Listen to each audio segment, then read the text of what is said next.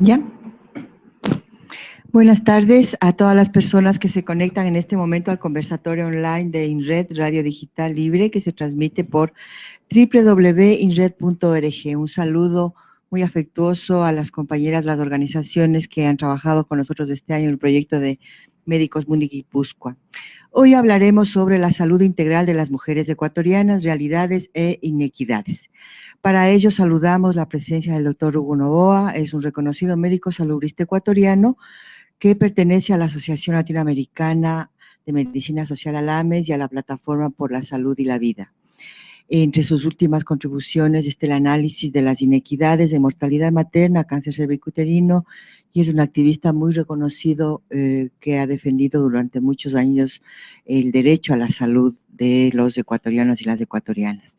Está con nosotras también Ana Cristina Vera, abogada, feminista, activista joven de los derechos de las mujeres, trabaja, es directora de Surcuna y en este momento está defendiendo y enfrentando todos los problemas que tienen las mujeres respecto a la criminalización en el tema de aborto.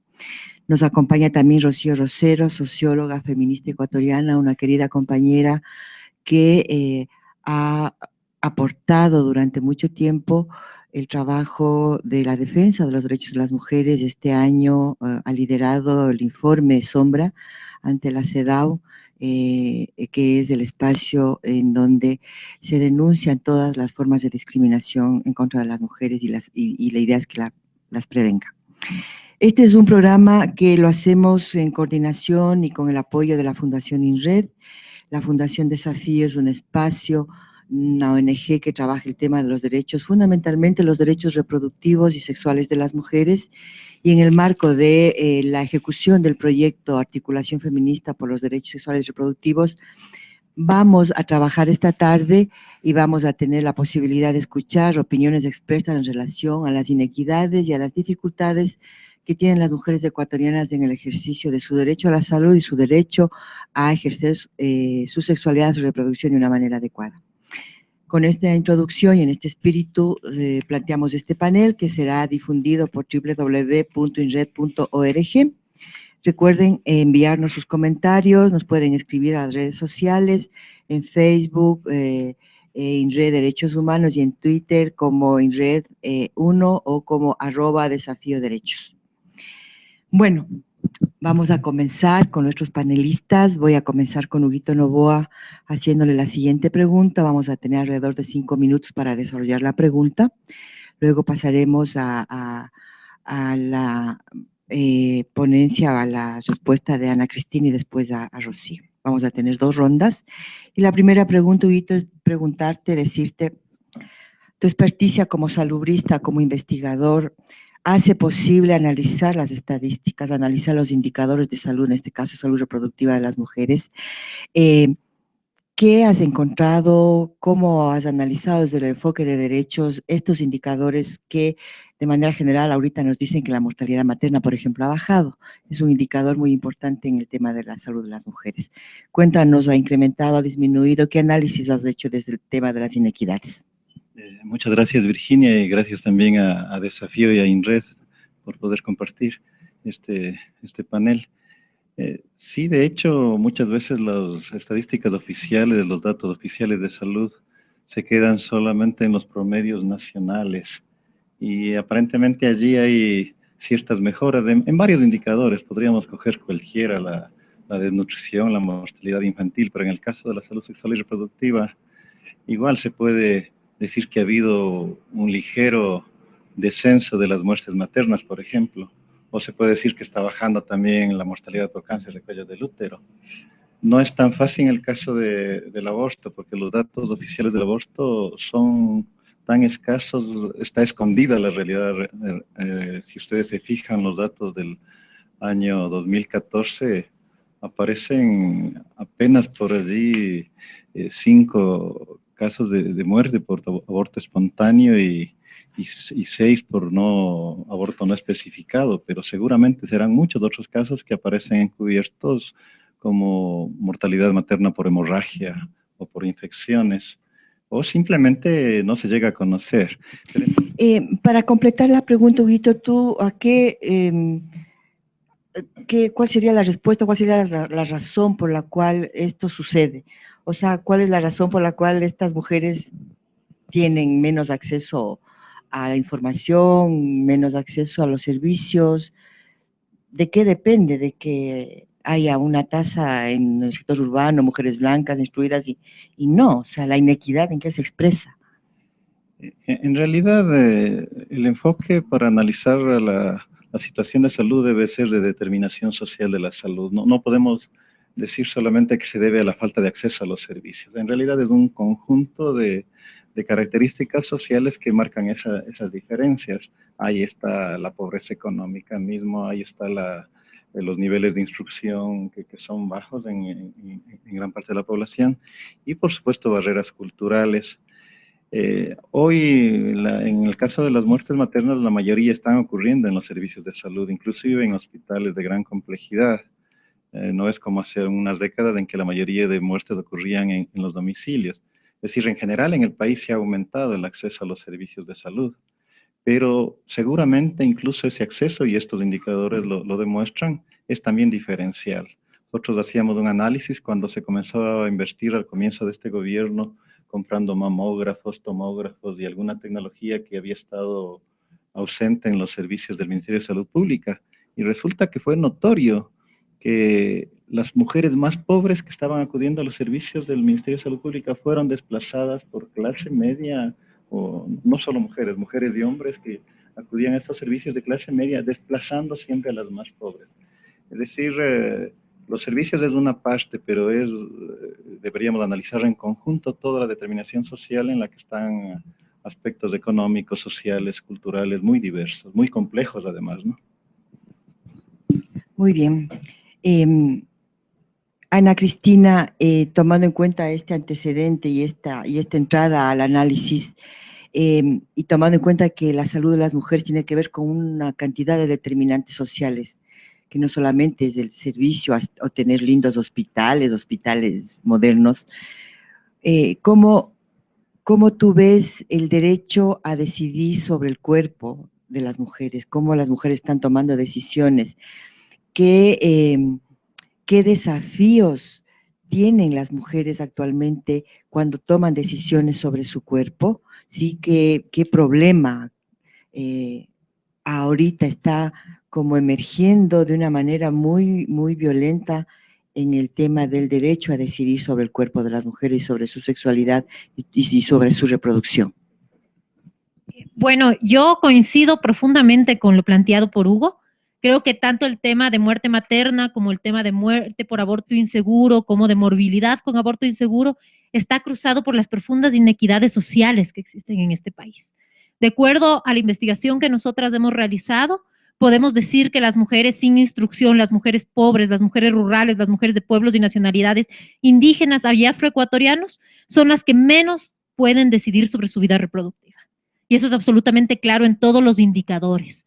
Pero también son las que mayores niveles de criminalización y judicialización tienen por prácticas restringidas como el aborto. La penalización del aborto en sí constituye una violación de los derechos humanos de todas las mujeres. Una violación al derecho a la vida, una violación al derecho a la salud, una violación al derecho a la integridad personal, al no tener injerencias arbitrarias en la vida privada de las mujeres y a la autodeterminación reproductiva como fundamental. Pero esta violación de derechos se vuelve mucho más evidente cuando hablamos de mujeres pobres sin instrucción, de pueblos y nacionalidades indígenas y de mujeres adolescentes. Y esto tiene que ver fundamentalmente con las brechas y barreras de acceso que hay por parte de estas mujeres a servicios seguros. El aborto actualmente en el Ecuador es una realidad social de todas las mujeres, si quieres. Se registra en este país que el aborto no especificado es la tercera causa de muerte materna, con aproximadamente 15.800, perdón, de morbilidad materna, con aproximadamente 15.800 mujeres que van al hospital por estas causas. Sin embargo, cuando desagregamos la variable, podemos ver que las mujeres que más van al hospital por estas causas son también las más pobres, con menos niveles de instrucción, de pueblos y nacionalidades, lo que nos muestra que son las que menos acceden a abortos en condiciones seguras. ¿Sí? Entonces, esto es importante ponerlo sobre el tela de la mesa.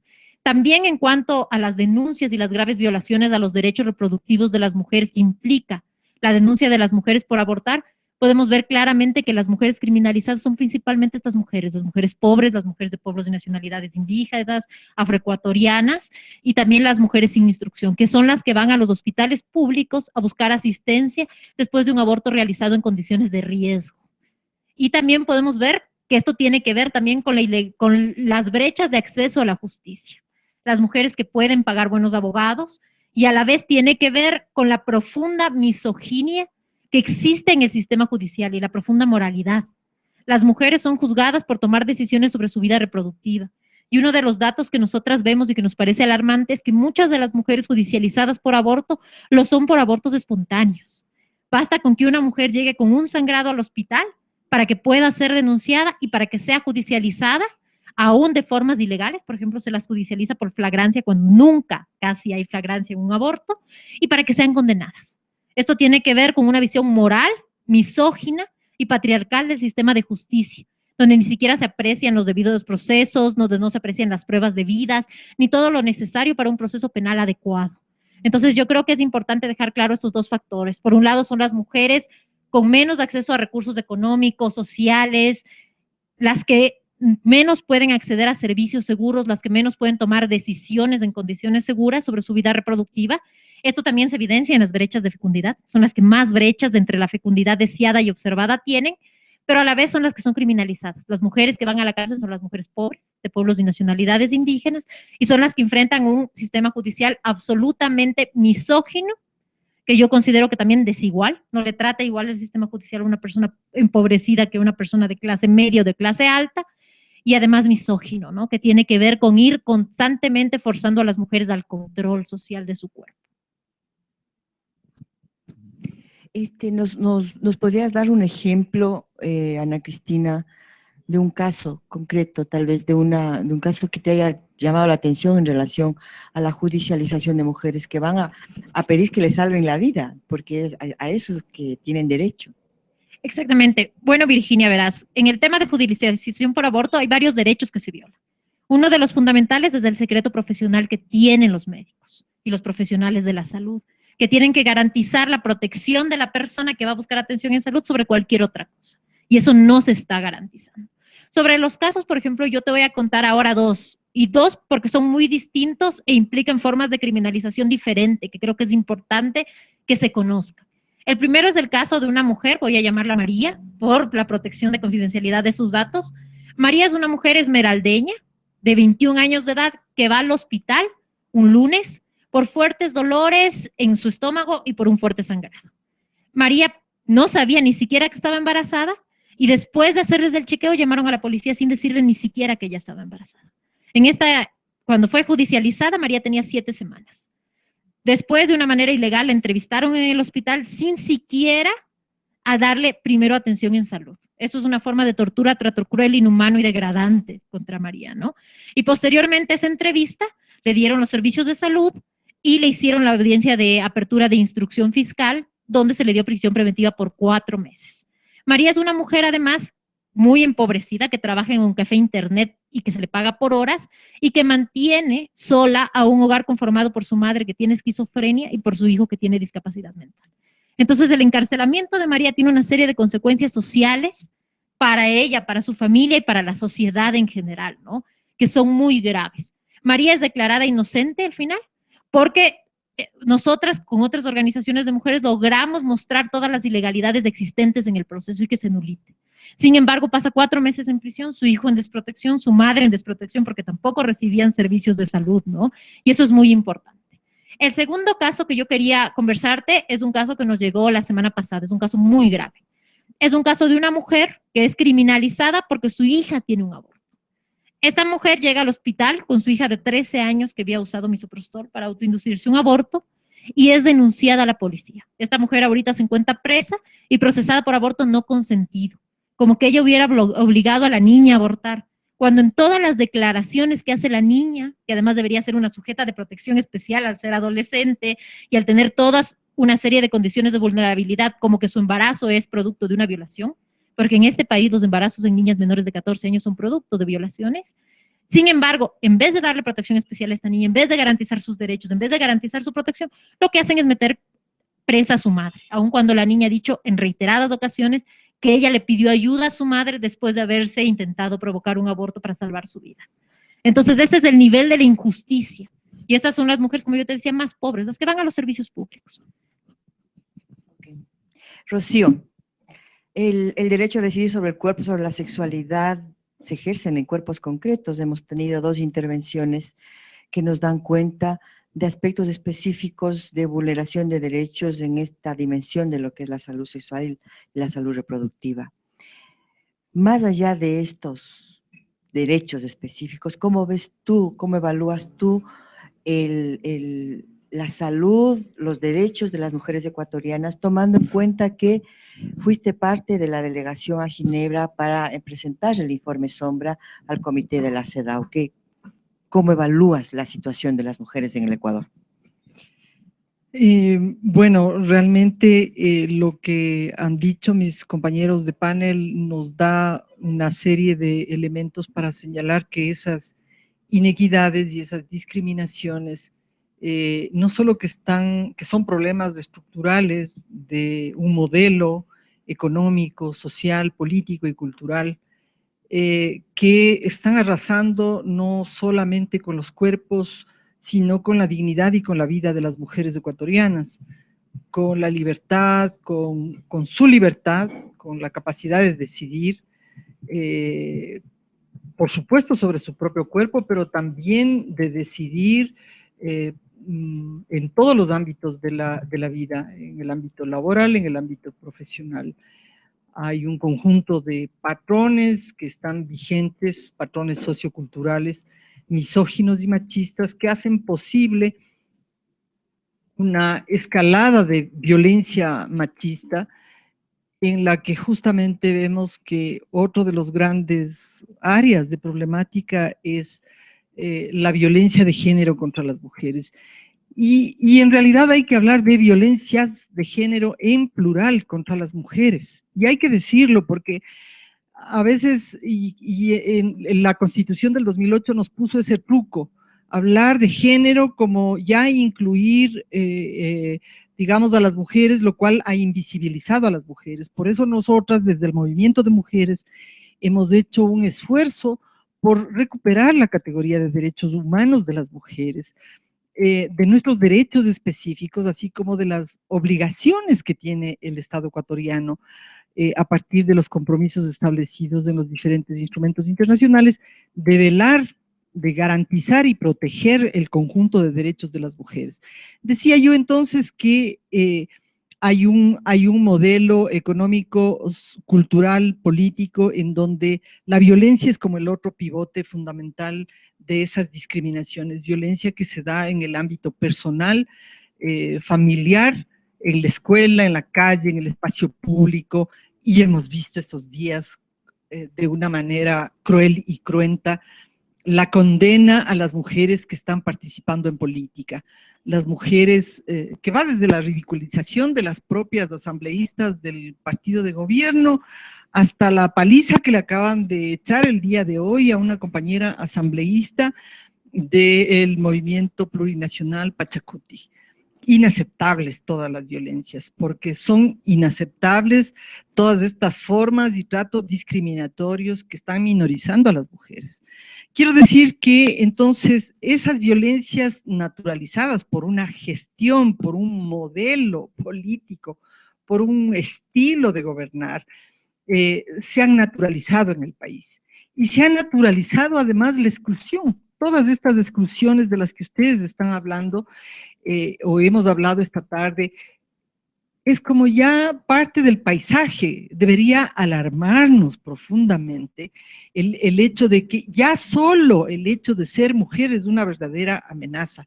Ya no puedes participar en política porque eres objeto de ridículo, de acoso, de persecución, de burla, y por último, todo lo que está sucediendo ya en el plano del modelo económico, que a veces vemos como tan extraño, como tan distante, ¿no es cierto?, que produce el modelo extractivista. Lo que produce el modelo extractivista es una invasión de los territorios amazónicos, de las comunidades, de los pueblos, sin ninguna consulta, pero también de los cuerpos de esas mujeres, porque delante de las grandes inversiones de infraestructura van las compañías petroleras, las constructoras, las mineras, para extraer los recursos naturales y arrasando con todas las violencias sexuales de todo tipo, incluida la prostitución y la esclavitud sexual de muchas mujeres y niñas de nuestra Amazonía. Estos son fenómenos que ni siquiera están documentados, no están investigados. Una investigación del 2013 nos habló de la magnitud de un problema de que en el Ecuador existen alrededor de 5.200 niñas y adolescentes explotadas sexualmente. Con el crecimiento de la inversión petrolera, hidrocarburífera y minera, no sabemos qué es lo que está pasando actualmente en los territorios de los pueblos y nacionalidades. El avance del VIH-Sida y la estigmatización de los grupos sociales y de los territorios. Digo, entonces tenemos dos esferas de problemas: salud y derechos sexuales y reproductivos, de lo que hemos hablado, pero también violencia, que se refleje en la política y que se refleje en todos los ámbitos.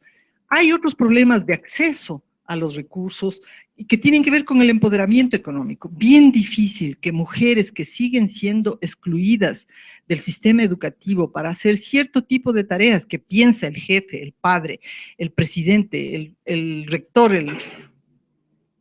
no hay posibilidad de que las niñas y las mujeres construyan su propio proyecto de vida. Hay todo un imaginario cultural en donde se ha fortalecido, se ha reforzado la dependencia, la obediencia y la sumisión de las mujeres.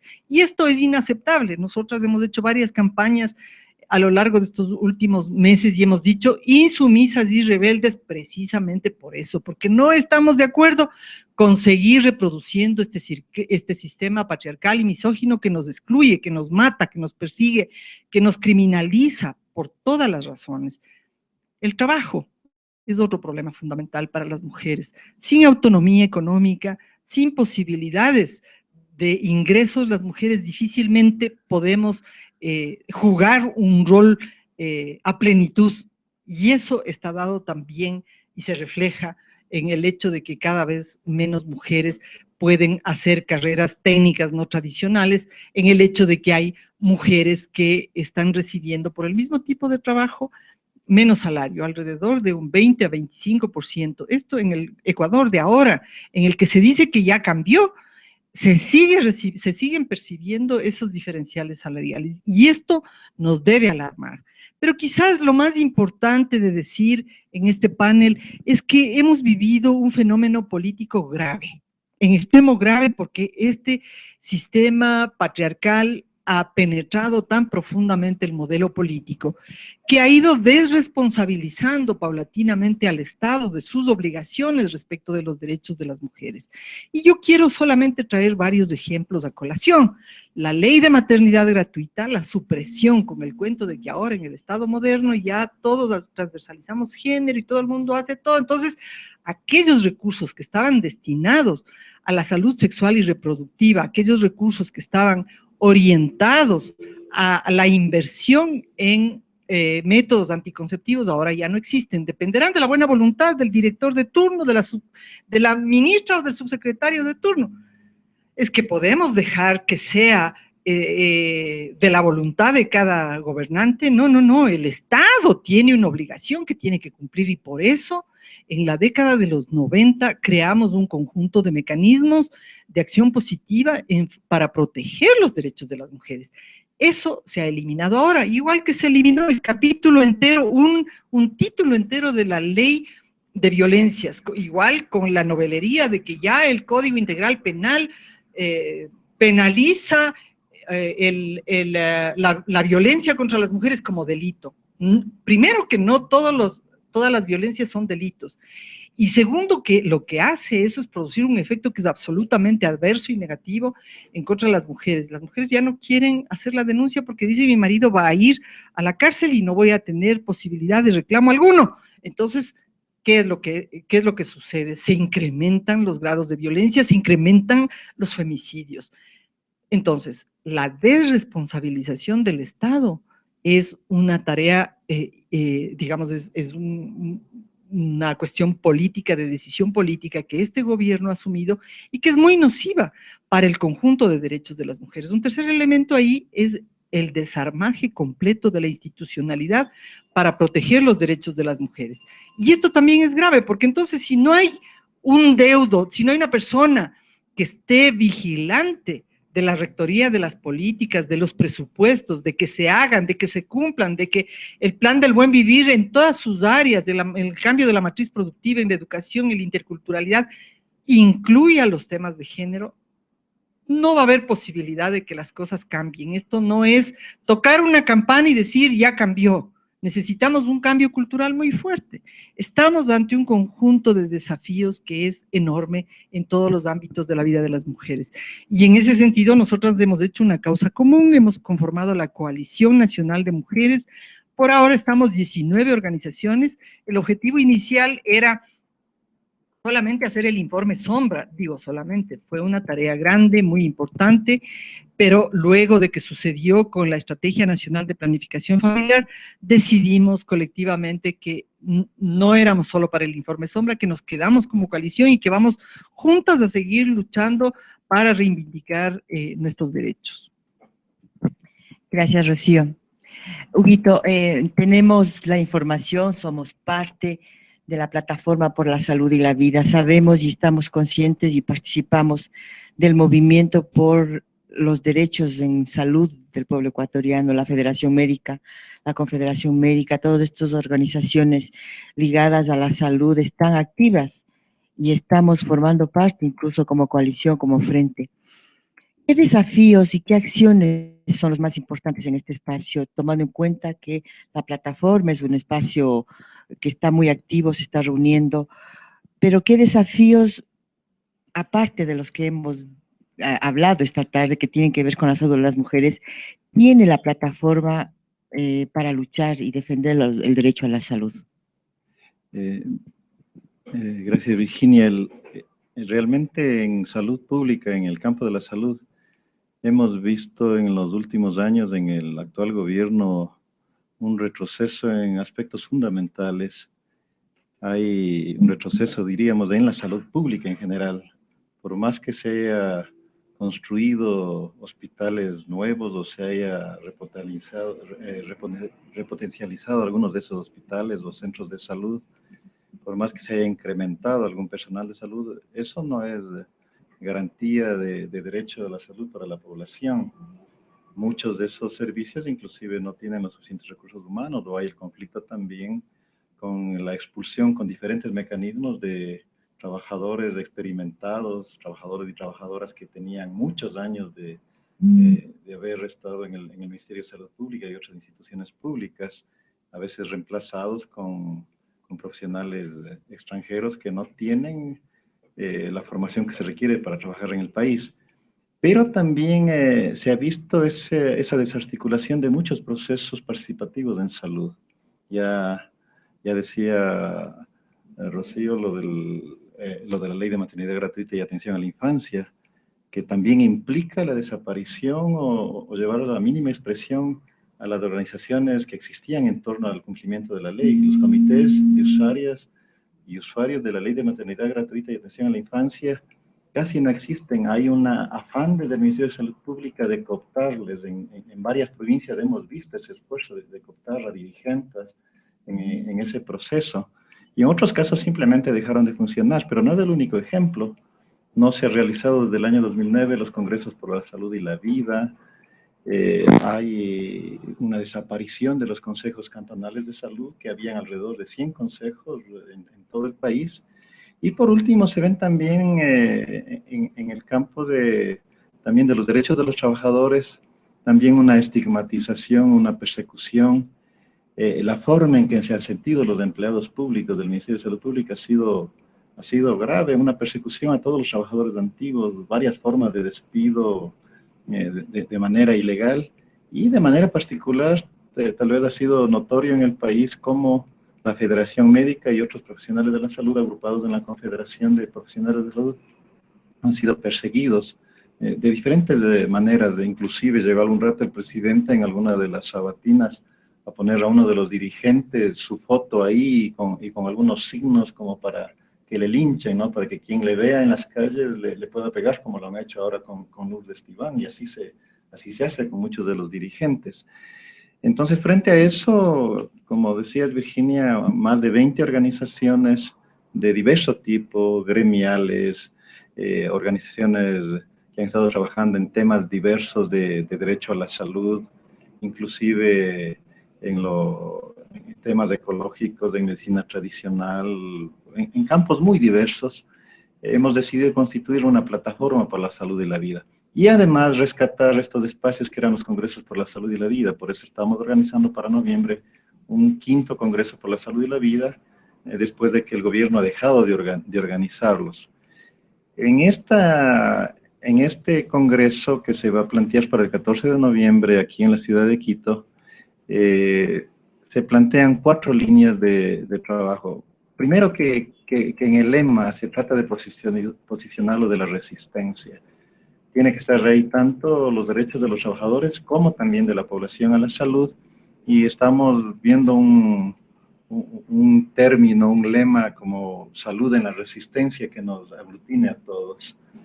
El objetivo es fortalecer la organización, no es dialogar, porque el diálogo excluyente que plantea el gobierno no permite interactuar de una manera transparente, adecuada, además quién sabe si recojan o no los productos de un diálogo que no existe, porque cuando convocan a cualquier reunión de diálogo es solo oírles a las personas de gobierno, a las autoridades. Entonces, el objetivo es fortalecer la organización y la participación democrática de la sociedad civil en torno al derecho a la salud y los desafíos en salud. Los 4 ejes que se han propuesto, yo creo que 3 de ellos están fuertemente vinculados con los derechos sexuales y los derechos reproductivos. El primero es el acceso a la salud en la diversidad, considerando todas las diversidades, y allí hay temas como la universalidad, la gratuidad, la equidad, la integralidad de la atención que son fundamentales. Un segundo es precisamente con la vigencia y la exigencia de derechos en salud de la población. Y allí es emblemático lo de los derechos sexuales y derechos reproductivos, porque es donde se ha visto también en este gobierno un claro atentado contra los derechos, grupos antiderechos posicionados en los niveles políticos más altos, asumiendo disque las políticas de salud sexual y reproductiva. El tercero es un tema que tal vez con este no se relaciona mucho directamente, aunque indirectamente sí, los derechos sexuales y reproductivos. Son los derechos laborales de los trabajadores y profesionales de la salud, que incluye su formación como personas que van a estar en el sistema de salud. Y la última línea es la de la participación hay que aclarar, tanto de la población como de los trabajadores y profesionales de la salud, en la construcción y vigilancia de políticas públicas. No solo construcción, sino también vigilancia, un control social. Entonces es una agenda bastante amplia. Ven que no hay así temas muy particulares específicos, pero permite que todos nos sintamos identificados con esta agenda amplia. Habrán precongresos en Quito, Guayaquil y Cuenca en octubre, pero el congreso propiamente más amplio será el 14 de noviembre en la ciudad de Quito.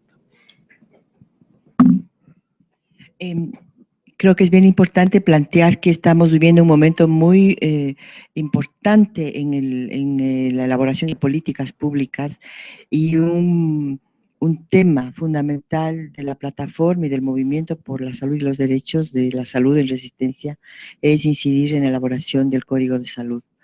El Código de Salud es un marco jurídico demasiadamente importante que va a regir y que va a determinar las directrices de lo que es la gestión de la salud en el país, y en ese sentido también se va a trabajar en ese aspecto. Ana Cristina, sabiendo y conociendo que eres parte de varios colectivos, ¿cómo están reaccionando las mujeres organizadas ante toda esta situación que estamos viendo? ¿Qué iniciativas o qué propuestas tiene el Frente de Defensa de los Derechos Sexuales y Reproductivos? ¿Qué iniciativas tiene la Asamblea Plurinacional de Mujeres y sobre todo la Coalición de Mujeres en donde estamos trabajando? Bueno, como decía Virginia, el tema de la criminalización de las mujeres es como uno de los temas más graves de violación de los derechos de las mujeres. Sin embargo, como ya mencionó Rocío, como ya mencionó Huguito, en este gobierno ha habido graves vulneraciones en general a nuestros derechos. Y yo creo que una de las primeras propuestas que tenemos nosotras como mujeres, como feministas, es organizarnos. Organizarnos es fundamental, porque de la participación, de la posibilidad de juntarnos, de pensar iniciativas conjuntas, está la posibilidad también de ir transformando la sociedad. Entonces creo que esa es la primera cosa. Nosotras como mujeres estamos organizadas en el Frente, en la coalición, en la plataforma por los derechos de las mujeres, en la Asamblea de Mujeres Resistiendo. Y estamos constantemente debatiendo nuestros temas y mirando estrategias para hacer frente a todo el ataque a los derechos de las mujeres y en específico que ha habido contra los derechos sexuales y reproductivos, ¿no? Por otro lado, nosotras trabajamos en varios ejes, ¿no? Creo que uno de los ejes importantes es el eje de investigación y visibilización. ¿Qué es lo que hacemos en este eje? Cada una de las organizaciones de forma autónoma, algunas veces en manera conjunta, realizamos investigaciones sobre distintos temas que nos permiten visibilizarlos de alguna manera y hacer que la gente conozca las problemáticas existentes. Por ejemplo, yo creo que una importante investigación ahora es la que nosotras hemos hecho sobre el tema de criminalización, es pequeñita, y otra investigación importante es la de vidas robadas que ustedes han hecho. La investigación sobre la violencia sexual y el embarazo en adolescentes en menores de 14 años, ¿no? Lo que esto implica para estas niñas, que es muy importante. Creo que ese es uno de los ejes fundamentales, porque permitimos ir creando información que permite tomar decisiones importantes. Otro de los ejes importantes es el eje de incidencia. Nosotras todo el tiempo estamos trabajando en incidencia política para poder posicionar nuestras propuestas. Estamos conjuntamente unidas, reunidas y posicionando nuestras propuestas. Como para retomar un poco el tema que tú planteabas, en el Código Orgánico de Salud, las mujeres formamos parte de la Plataforma por la Salud y la Vida. Y estamos planteando propuestas específicas en el tema de derechos sexuales, derechos reproductivos, violencias y en otros temas más, ¿no? Hay temas fundamentales, la gratuidad, el sistema de salud, son temas de todos y todas. Pero también como mujeres estamos fuertemente haciendo una incidencia y una participación para posicionar nuestros temas. Por otro lado, creo que es importante todo el trabajo que estamos haciendo en comunicación y en formación y capacitación, ¿no? La comunicación es fundamental porque es la manera de llegar a otros sectores de la población. Y creo que como mujeres hemos fortalecido el tema comunicacional de nuestras organizaciones para que la gente pueda mirarnos, pueda saber, pueda interactuar y dialogar con nosotros. Y por otro lado, el tema de formación. En el tema de formación se han hecho varios procesos, tanto de formación de lideresas como de formación de nosotras mismas, de autoformación, que es fundamental para poder continuar fortaleciendo nuestras capacidades, y al mismo tiempo estamos trabajando en formación con profesionales de la salud también, en dos aspectos fundamentales. En un aspecto el que se trabaja en formación es el aspecto de prevención de la ruptura del secreto profesional. Es importante señalar que la mayoría de denuncias, todas las denuncias a las mujeres criminalizadas por aborto vienen del sistema de salud. Pero es importante decir también que nacen de la falta de socialización de las leyes de forma adecuada con los profesionales de la salud. Los profesionales de salud están denunciando porque tienen miedo de ser criminalizados por mala práctica profesional. Y eso es importante decirlo porque estamos todo el tiempo ahí. No lo hacen porque son malos, no lo hacen porque son perversos, lo hacen porque tienen presiones de distintos niveles en este sentido. Entonces, lo que estamos haciendo es apoyar en capacitaciones jurídicas que les permitan entender la amplitud del secreto profesional y que eviten que denuncien mujeres. Y por otro lado, también estamos capacitándolos en la implementación de la guía de aborto terapéutico. Este es un proceso súper incipiente. No es tan grande ni tan, si quieren, ni tiene tanta voluntad política como quisiéramos. Esta implementación se debería hacer a alto nivel. Sin embargo, desde la sociedad civil estamos haciendo pequeñas capacitaciones que permitan entender a los profesionales de salud lo que implica el aborto terapéutico en este país, cuándo es legal y cuál es la forma en que deben proceder para garantizar a las mujeres de este derecho. Finalmente, creo que otro de los temas muy importantes, y eso lo hacemos, si quieren, específicamente las organizaciones de defensa de los derechos humanos, es que nosotras estamos acompañando casos penales y vamos a comenzar a litigar algunos casos penales. La idea es lograr que las mujeres tengan un mayor acceso a la justicia, mejores defensas. En ese sentido hemos construido también algunos instrumentos para otros y otras abogadas, pero queremos comenzar también todo un tema de defensa legal penal. Uno de los problemas graves en el tema de criminalización de mujeres no es únicamente lo que yo decía, los patrones socioculturales que hacen que el sistema de justicia sea muy fuerte con las mujeres, muy rígido. Uno ve lo que no ve con ningún otro grupo poblacional en sentencias a las mujeres, y voy a poner un ejemplo. Hubo un caso hace unos meses aquí en Quito de un hombre que mató a un señor y a su hijo por robarles $20,000 en un bus. A este señor le dieron 16 años de pena. a una mujer que después de haber sido víctima de violencia sexual reiterada, reiterativa, y de verse obligada a vivir con el violador, de no recibir ninguna protección del Estado, y que por esta razón aborta, le dan penas sumamente crueles, ¿no? En el caso de esta mujer que te decía que acompañó a su hija, la pena es de 5 a 7 años, no es comparable. Entonces, realmente hay una falta de acceso a la salud por parte de las mujeres, ¿no? Y el otro caso que me parecía importante decirlo aquí es el caso de una mujer que fue criminalizada por un homicidio a uno de sus hijos sin verse todo este contexto. Le dieron 30 años. Y era importante decir, ¿no? 32 años frente a 20 por el asesinato de 2 personas. La justicia no tiene un enfoque de género, ni tampoco mira cuáles son las circunstancias específicas. En ese caso, por ejemplo, yo lo menciono porque realmente el grado de violencia que ella sufría debió haberla hecho inimputable, debía haberse resuelto de otra forma. Y es importante mencionar las barreras de acceso a la justicia. Por otra parte, otro de los problemas es que los abogados y las abogadas no estamos preparados para atender casos con enfoque de género. Y este es uno de los grandes problemas en el tema de criminalización de mujeres por aborto. Estamos trabajando para hacerlo, ¿no? Y eso es importante también decirlo. Y el problema es que la mayoría de abogados aconseja a las mujeres que se declaren culpables. Porque al declararse culpables en el proceso penal, tú puedes acceder a una serie de medidas que reducen penas o que te permiten salir libre, como la suspensión condicional de la pena. Pero esto genera un precedente jurídico nefasto. Hay muchas mujeres, en los casos que hemos estudiado, que deciden declararse culpables para salir más pronto, aun cuando todos sus testimonios son testimonios de inocencia. Entonces es importante visibilizar cómo a veces estas estrategias jurídicas también afectan a las mujeres. Y esto tiene que ver con la falta de manejo de los temas de género por parte de todo el sector jurídico en general, si quieren, tanto de la función judicial como de abogadas y abogados privados. Y por otro lado, tiene que ver con la falta de conocimiento de temas médicos. En el caso del aborto, ese es uno de los temas fundamentales. Los abogadas no pueden hacer una buena defensa porque no saben cómo funciona un aborto. Es lo que decía, muchas mujeres son criminalizadas solo por tener sangrados. Y por esos sangrados se las acusa. Y eso creo que es importante poner también. También estamos trabajando en este sentido en todo el tema de acceso a la justicia para las mujeres, ¿no? Por último, sin olvidarme y no menos importante, es el trabajo que hemos hecho de denuncia, con el trabajo del informe Sombra, con el trabajo del informe alternativo, de denuncia internacional de lo que pasa en Ecuador.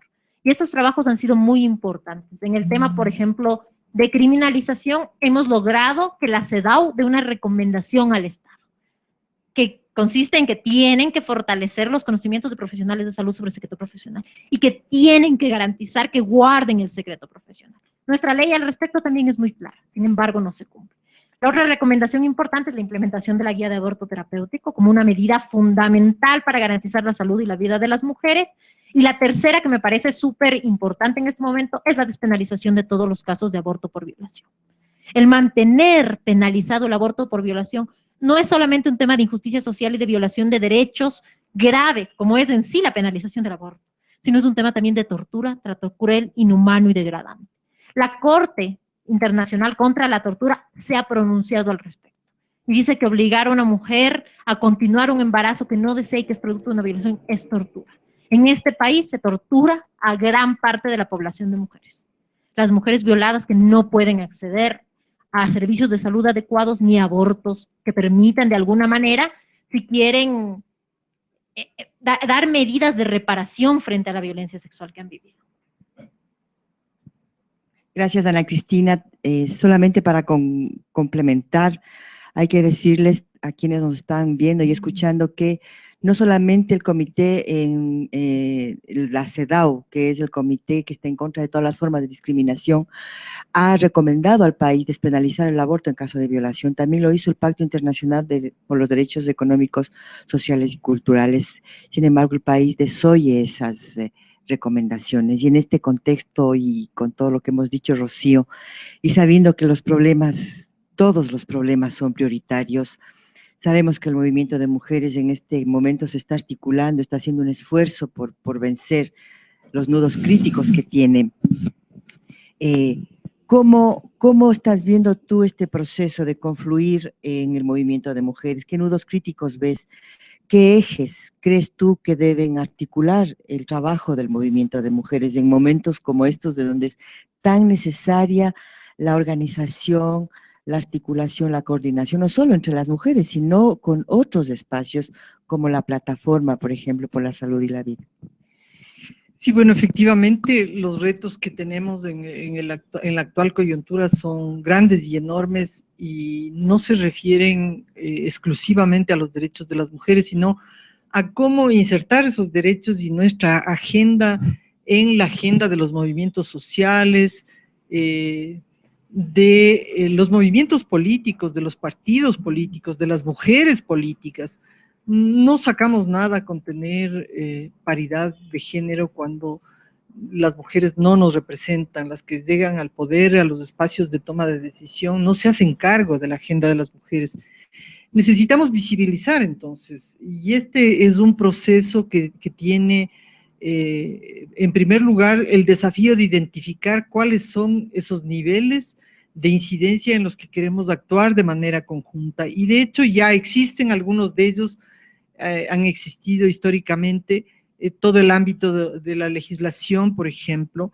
Hay un acuerdo entre todas las organizaciones de mujeres de que debemos impulsar una legislación especializada para proteger y garantizar los derechos, en este caso el derecho a una vida libre de violencias, que es la Ley Integral de Violencias, pero también para insertar nuestra voz, nuestras demandas, para visibilizar las problemáticas específicas en el Código Orgánico de Salud. Virginia, como tú lo has dicho, allí también están bien claros los ámbitos de nuestra intervención, también Ana Cristina ya lo ha dicho. Nos parece que una vez que vamos, al parecer, en la Asamblea Nacional ya hay la posibilidad, ya se ha abierto, por lo menos se ha escuchado nuestras voces que venimos planteando desde hace 2 años, la necesidad de la Ley Integral de Violencias. Parecería ser que esto ya entra en agenda, y el que entre en agenda legislativa es un tema muy importante porque eso nos ayudará a tomar medidas para decir en distintos ámbitos, desde la violencia obstétrica, la violencia en los medios de comunicación, la violencia política, es decir, todas las violencias. Eso significa además, que deberíamos trabajar en otros cuerpos legales, como el propio Código de Salud, las reformas y ajustes que requiere el Código Integral Penal. Aquí yo quiero aprovechar de esta vía para señalar al público y hablarles a las asambleístas, a la presidenta de la Asamblea Nacional, a pensar en poner por delante los derechos de las mujeres. Cuando nosotras estamos pidiendo con celeridad la reforma al Código Integral Penal para establecer el procedimiento especial y expedito, es porque estamos viendo que el Código Integral Penal ha fallado en los mecanismos y está fallando, y hay cosas que hay que perfeccionar. No es como muchas veces se quiere afirmar que nos oponemos por oponernos, no hay tal, hay la necesidad de poner en el centro de la gestión de la política pública, de la administración de justicia, la garantía y protección de los derechos de las mujeres, y eso es lo que queremos hacer. Necesitamos reformar un COIP para establecer de mejor manera estos procedimientos, pero también para mejorar algunas tipificaciones de delitos sexuales y para desvanecer algunas afirmaciones, digamos, algunas disposiciones que caen en malas interpretaciones. Quizás eso es bien importante. Luego nos parece también, ya en el nivel de la política pública, porque no sirve de nada tener una buena legislación si es que no logramos aterrizar, como dice el artículo 1 de la Constitución, somos un Estado de derecho y de derechos. Esto significa que la sociedad entera, el gobierno, la gestión pública tiene que constituir todos los mecanismos para establecer, mantener, multiplicar en funcionamiento los sistemas de protección de derechos. Y esta es una tarea en la salud, en la educación, en la vida, en el derecho a una vida libre de violencia, en todos los ámbitos de la vida de las personas. Pero es una política pública que tiene que aterrizar en el territorio y que tiene que aterrizar resucitando, diría yo, resurgiendo, saliendo de esta resistencia grande que nos ha fortalecido tanto en los últimos meses, precisamente para retomar ese rol activo de la sociedad civil en la construcción de la política pública en el nivel territorial, para la salud, para la vida libre de violencia, para el empoderamiento económico de las mujeres, para la generación de ingresos, para el empleo, etcétera.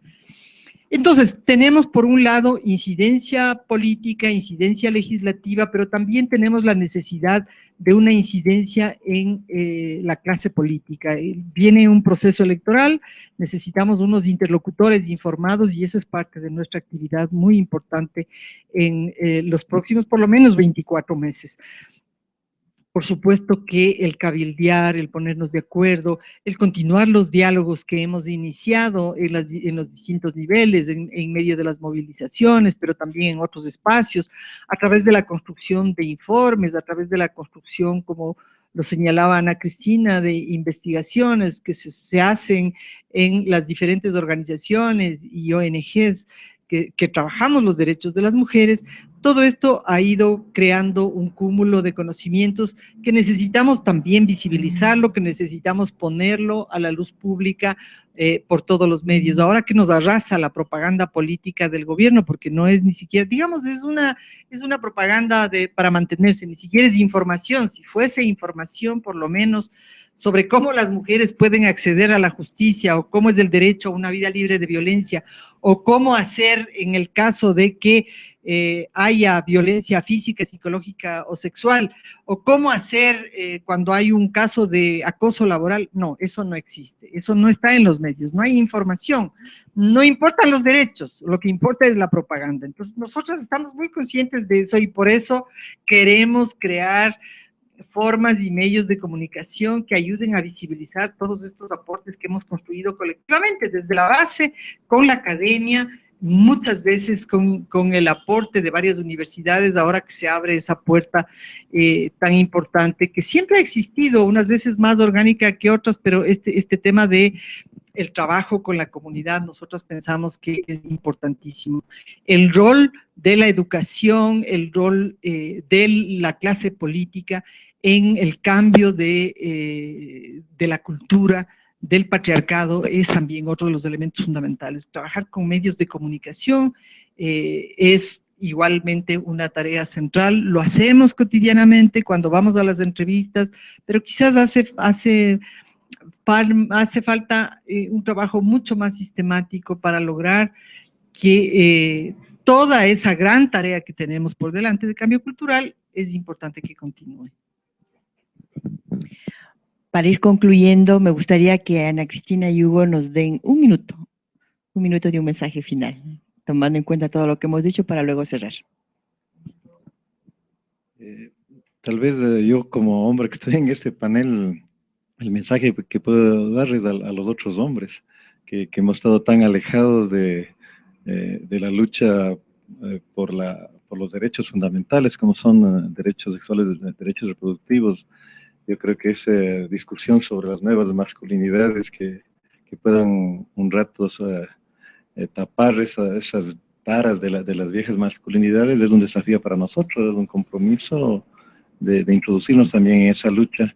Y creo que hay varias posibilidades para ello, varias puertas. Solamente un llamado a todos los hombres que comparten este programa.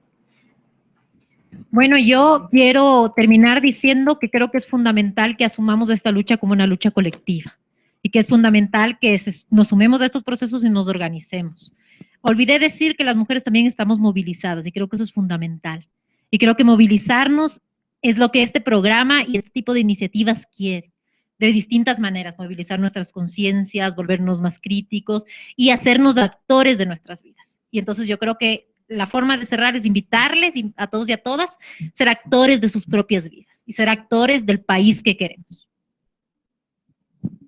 Muy bien, muchas gracias. Yo quiero agradecer a Rocío, a Hugo, a Ana Cristina por habernos acompañado esta tarde en el programa coordinado en el espacio de INRED, Radio Libre y también por Fundación Desafío, en esta coordinación. Quiero decirles para finalizar que la salud en tiempos de resistencia y en tiempos de desobediencia es algo que las mujeres conocemos muy bien. Siempre estamos resistiendo y siempre estamos desobedeciendo, y creo que esa ha sido la garantía para que no solo sobrevivamos como países, sino como sobrevivamos como el mundo. Si las mujeres no desobedeciéramos y no resistiéramos, ya no existiría el mundo. Quiero mandar un saludo muy grande a las compañeras de las organizaciones populares con las que estamos haciendo un trabajo en el proyecto de Médicos Mundi, y quiero también agradecer a INRED y a mis compañeros panelistas por habernos acompañado esta tarde. Un millón de gracias.